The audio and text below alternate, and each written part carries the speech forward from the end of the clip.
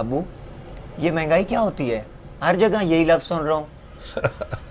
بیٹا مہنگائی وہ بلا ہے جو جینے تو دیتی ہے مگر سکون سے نہیں جینے دیتی۔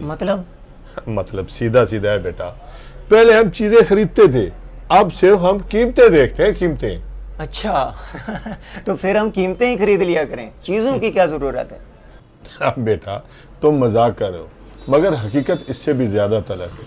پہلے ہم مہینے بھر کا راشن دکان سے لے کر آتے تھے، اب ہر دوسرے دن دکان پر ایسے جا رہے ہوتے ہیں جیسے ہم نے قسط ادا کرنی ہو۔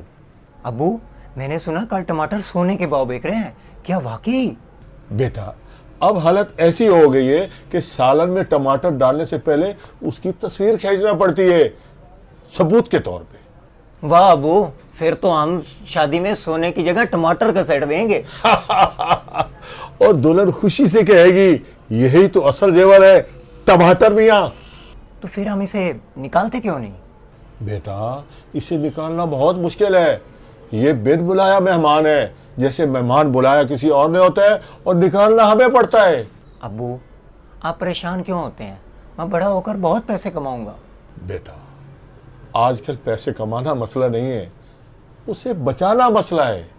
ابو یہ حکومت کیا کرتی ہے؟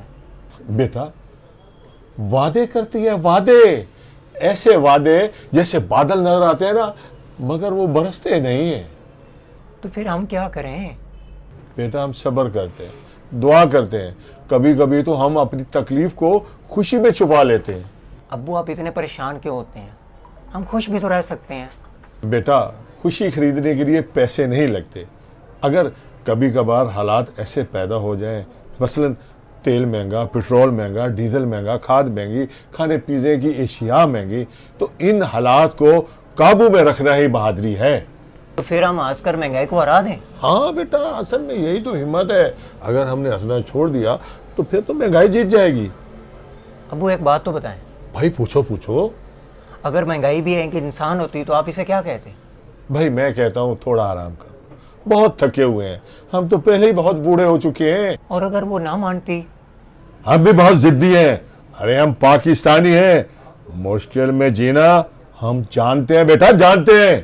ہاں نا ابو آپ تو میرے ہیرو نکلے۔ میں ہیرو؟ واہ میرے بیٹے، میں ہیرو؟ میں ہیرو؟ میرا بیٹا